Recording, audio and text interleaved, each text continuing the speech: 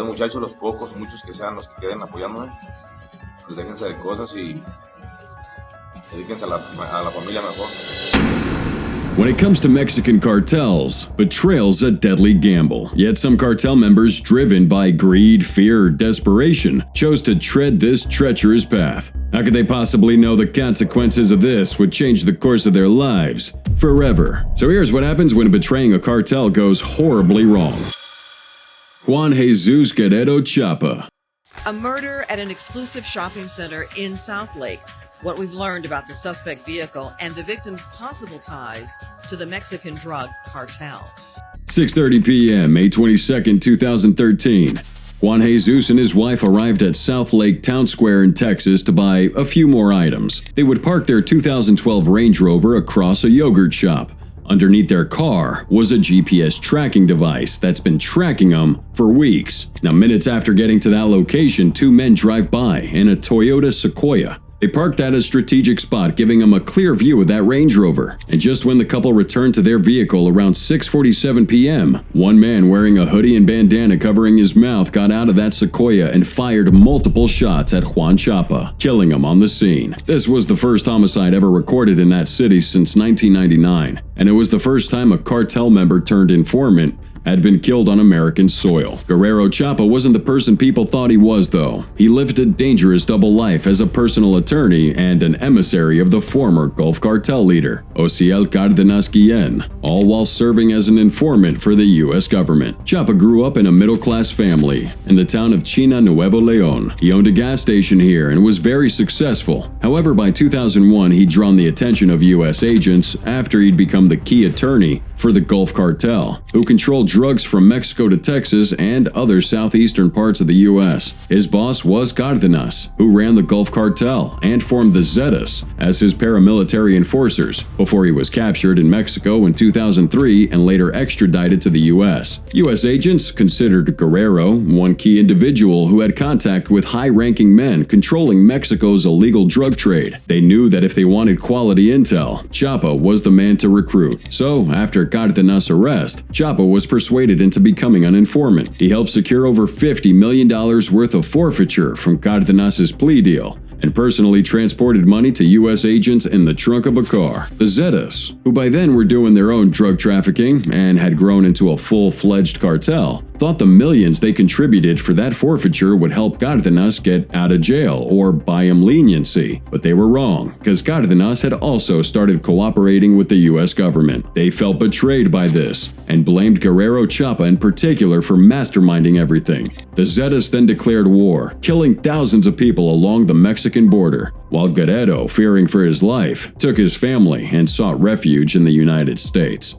By 2011, he had settled with his wife, two sons and daughter in a $1.2 million South Lake, Texas home he bought with the name Maji Alheli Diaz de Zira. None of the business associates knew of his new location, making him go fully incognito. But the biggest mistake he made was continuing involvement with the Gulf Cartel, acting as the de facto head of the group while giving leads to the DEA.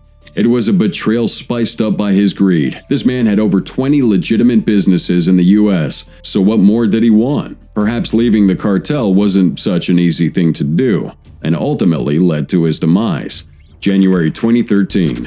The Zetas sought revenge for Chapa's betrayal after they got intel that he had crossed the border to Texas. They hired a mercenary named Rodolfo Villarreal Hernandez, aka El Gato, to find Chapa by any means necessary. El Gato would employ the help of Mexican hit squads, relentlessly using prepaid cell phones and rental cars to stalk Chapa and his children. Finally, they got a hold of him, placing a tracker underneath his car and following him all the way back to his house. They could have taken him out at home, but instead they wanted to do it in an open location. After the deed had been done, El Gato and his hit squad tried escaping hours later through the border, but were arrested by authorities. After 3 trackers were found in their possession, they have each been convicted of his murder, and Chapa 6 feet underground.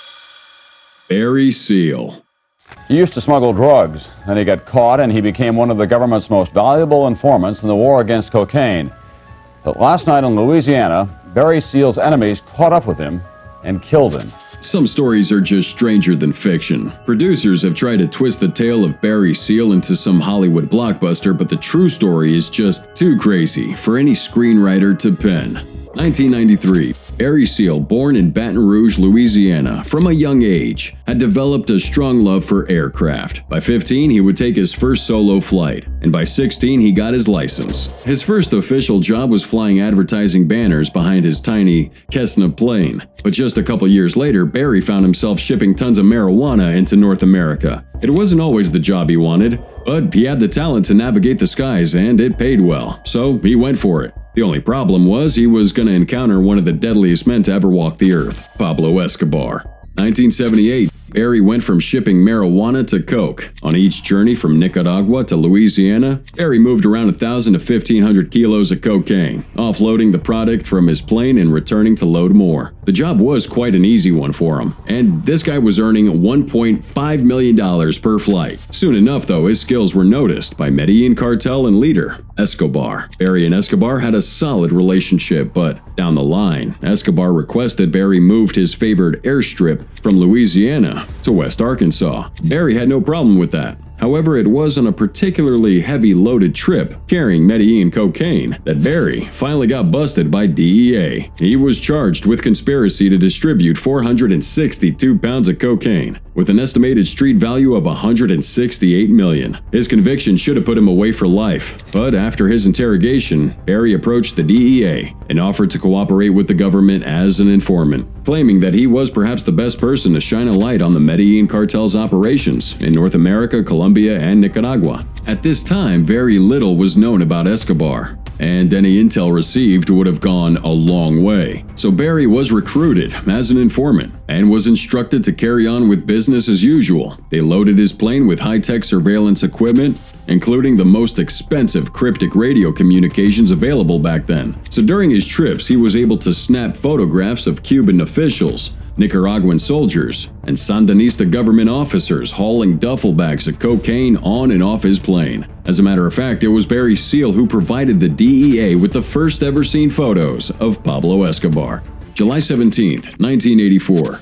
An article detailing the SEAL's infiltration of the Medellin cartel hit the front page of the Washington Times. The story included the picture Barry had taken of Escobar handling the cocaine, and in turn, Barry became the most significant witness in the U.S.'s war on drugs, almost overnight. But at the same time, he was marked by the Medellin cartel and their many associates around the world. And here's the thing, the DEA initially tried to protect him, but for some reason, Barry refused to go into witness protection. Instead, this guy testified against Pablo in front of a federal grand jury. He would provide testimony that led to drug charges against high-level government officials in Nicaragua and Turks and Caicos. He signed his own death wish, and it wouldn't take long before the Medellin cartel found him. February 19, 1986. While working outside of a Salvation Army facility as part of a court order, Seal was machine-gunned to death by Medellin assassins. He died on the scene, but at least the photographs he captured of Pablo made the Colombian drug lord a wanted criminal and ultimately played an important part in his downfall in 1993. Edgar Valdez Villarreal. Marched before the cameras this morning under heavy guard, Edgar Valdez Villarreal stands accused as one of Mexico's top drug traffickers. Villarreal, known as La Barbie, is one of the most ruthless drug kingpins ever captured by Mexican law enforcement. However, despite his countless crimes, he faced a moment of reckoning that forced him to betray his own when his back was against the wall. Valdez Villarreal, named Barbie for his blonde hair, green eyes, and white skin, was a former high school linebacker from Laredo, Texas. As he grew older, he entered the drug trade, shipping marijuana and later cocaine to Georgia, Louisiana, Mississippi, and Tennessee. At some point, he was one of many smugglers operating across the border in Nuevo Laredo, the largest inland port in Mexico. Each smuggler paid $60,000 a month to the local plaza boss, a man named Dionisio Garcia, aka El Chacho, who in turn paid the bribes that ensured the trafficking routes. But in 2000, the Gulf Cartel began to take over Nuevo Laredo and gave every crook in town an option: join or die. El Chacho was killed, and La Barbie fled to the Mexican city of Acapulco. He joined the Beltran Leyva brothers from western Mexico, who were associates of the powerful Sinaloa cartel, led by El Chapo. Under the Beltran Leyva cartel, La Barbie found his bearing, because they were just as ruthless as he later became. At the time, the cartel imported about 40 tons of coke per month through the southern border of Zihuatanejo, and La Barbie, together with Beltran Leyva and Sinaloa, waged war against the Gulf Cartel for control of Nuevo Laredo. La Barbie orchestrated a bold public relations campaign on behalf of his crew. He placed newspaper ads and editorials denouncing his rivals, decapitated his enemies, and was supposedly responsible for making a viral video documenting the execution of 4 assassins who'd been sent to Acapulco to kill him. Soon he'd be known globally as a top hitman.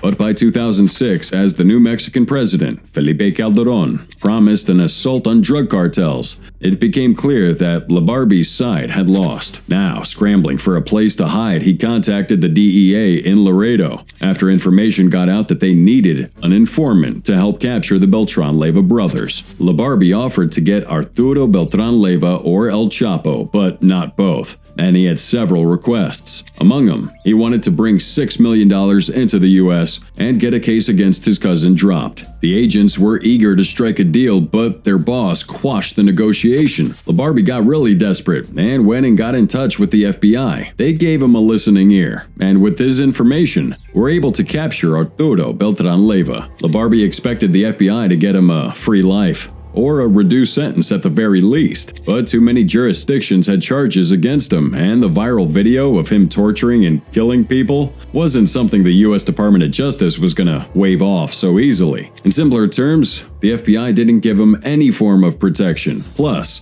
after Beltran Leyva Sicarios heard he was collaborating with the feds, he was marked for death. He had lost on both sides again, and immediately went into hiding. August 30th, 2010. La Barbie was tracked and captured by Mexican federal police near Mexico City, and after 5 years in prison, he was extradited to the U.S. He tried securing a plea deal to give more information about Mexican narcotics, but at this point, he was cooked. June 2018. La Barbie was sentenced to 49 years at a U.S. federal prison and remains incarcerated to this day. Guillermo Ramirez Pero.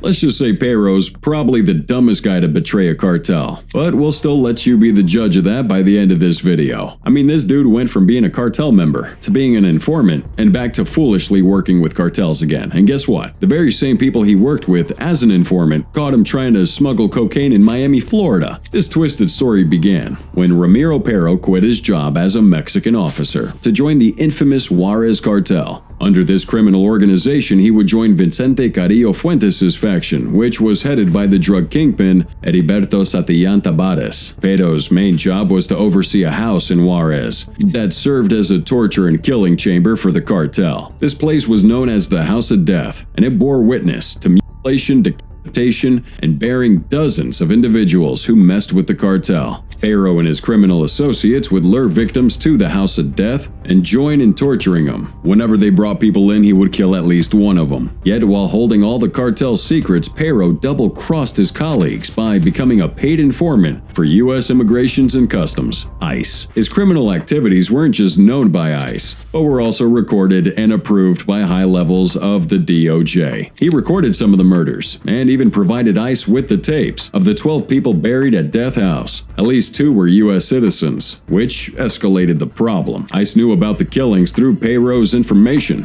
but they refused to investigate because they wanted to catch bigger names within the cartel. They kept Pero in the field, but after a Mexican reporter exposed their operation, Pero had to be deactivated, while the DEA took over to unearth the buried bodies within that house, arresting all those involved, including Pero. Yeah, you heard that right. Apparently, after using him to get the info, ICE handed him over to the U.S. government, who in turn convicted him of conspiracy to commit murder and other charges. He spent nearly 6 years behind bars, and most of it in solitary confinement. By the time he got out, ICE paid him $225,000 for his services, yet Pero claimed that he was owed around $400,000 or more. And of course, the Juarez cartel tried to kill him, but he found a way to get around their attacks. March 2019.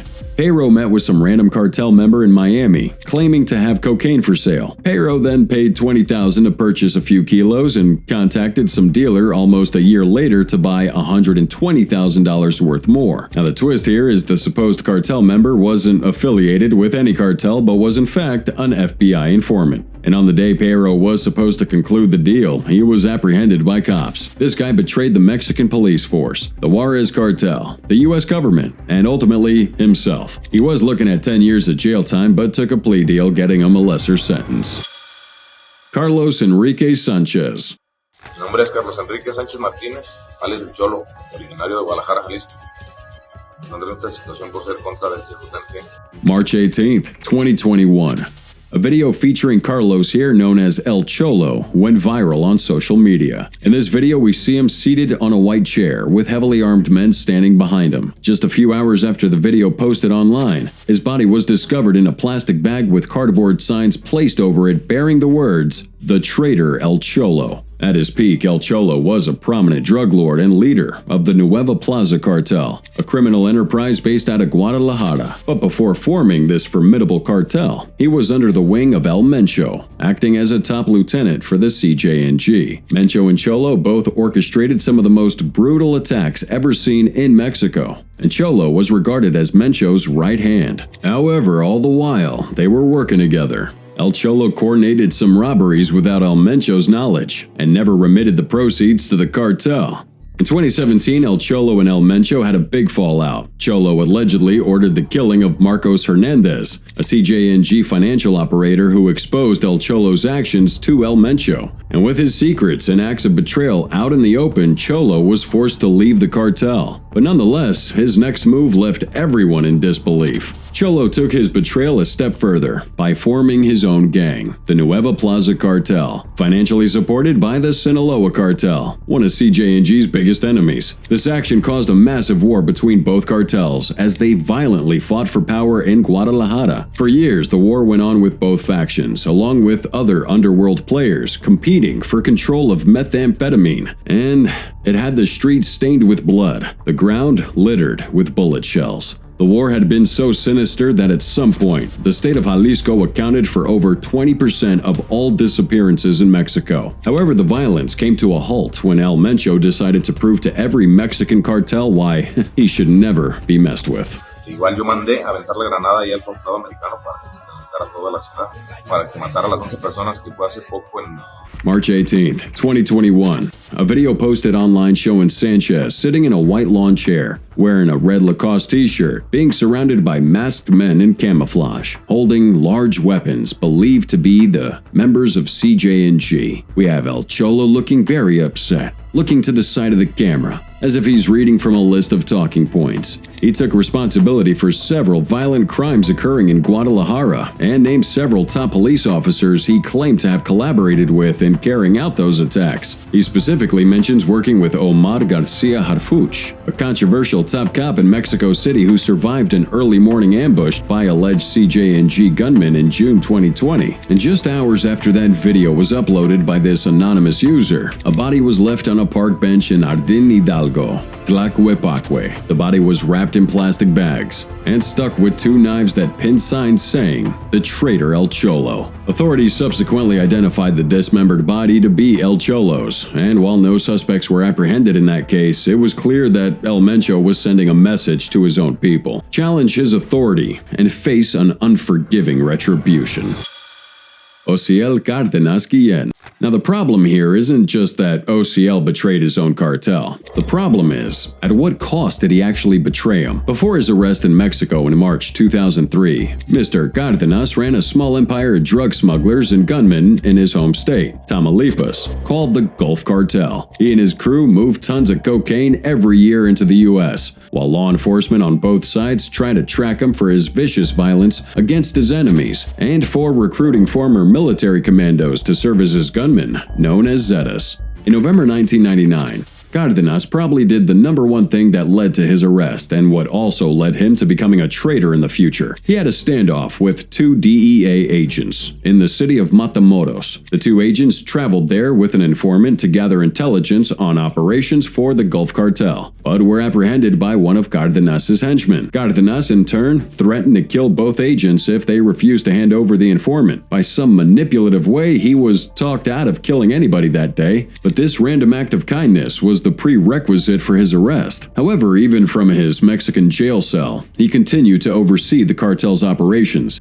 But in 2007, President Felipe Calderon, having started this offensive against drug dealers, broke with policy and extradited Mr. Cardenas along with 14 other major figures from the Mexican underworld to the United States. Now getting to the U.S., Cardenas was forced to betray the Gulf Cartel as he cooperated with the DEA and U.S. government to bring down the same cartel he oversaw for years. But what was in it for him? Well, it's safe to say Cardenas did this as part of a plea deal he took for a reduced sentence. But even with that, there's still one last twist to his case. It's rare for a judge to bar the public from a sentencing hearing, especially for a high-profile case like Cardenas. His sentencing took place in a federal courtroom in Houston behind locked doors and armed guards. Plus, all documents related to his plea agreement and description of assets were sealed and have been kept in secrecy ever since. Some wonder whether he's still acting as an informant, but whether or not that's true, he's currently locked up at U.S. Penitentiary, Terre Haute.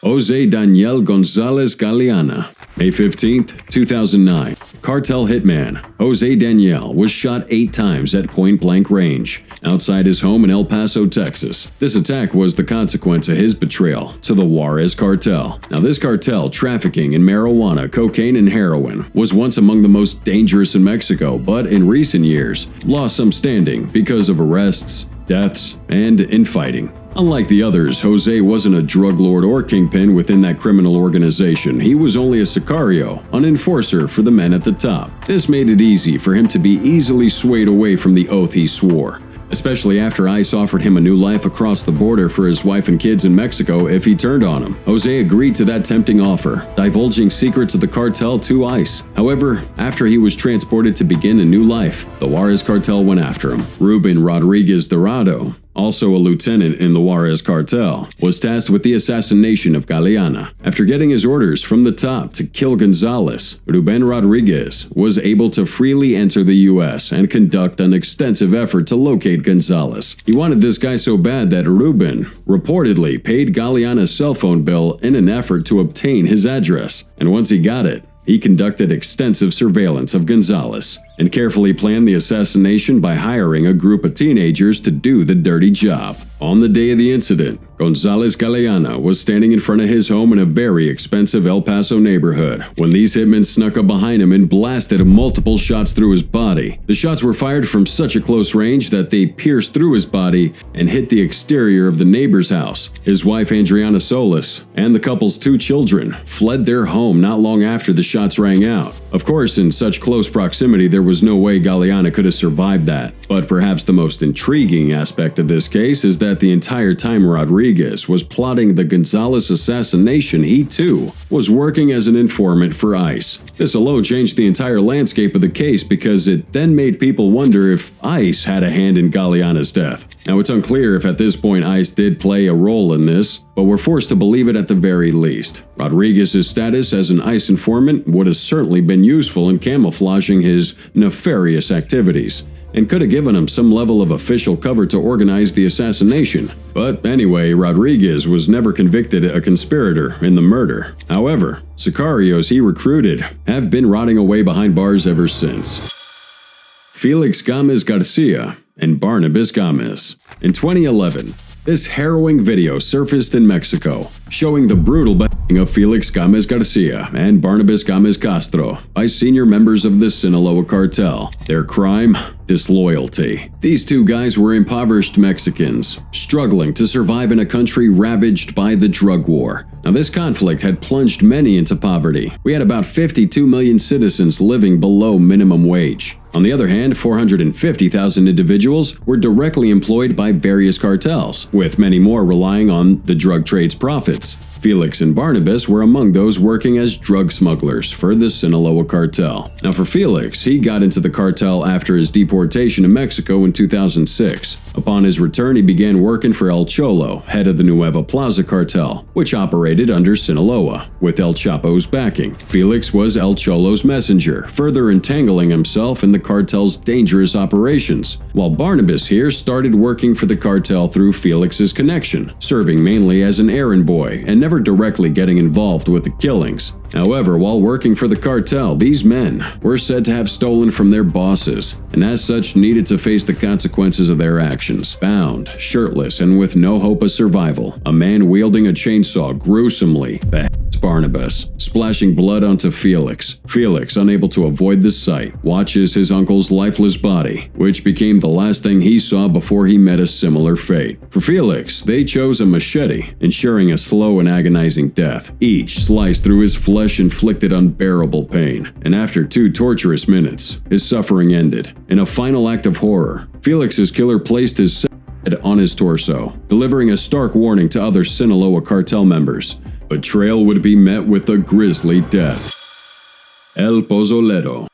In 2009, Santiago Meza Lopez, aka El Pozolero, was apprehended by Mexican police for dissolving numerous bodies in acid. Santiago, who clearly lacked the fortitude for a life of crime, pled guilty to the charges against him. And even though this was never the life he wanted, his acts of greed led him down a twisted path. The whole ordeal began in 1996, when Santiago was a farmer in Tijuana, Baja California, Mexico. He worked for the Arellano Felix organization, a faction of the Tijuana cartel. Although aware of the dangerous nature of his employers, Santiago focused solely on his farming duties, ignoring the illicit activities around him, until one fateful day. The leaders of the Arellano Felix faction, Efrain Perez and Enedina Arellano Felix, summoned Santiago to witness an experiment at a place infamously known as the Chicken Coop. Unaware of the grim fate awaiting him, Santiago arrived to see several men pouring liters of water into a drum.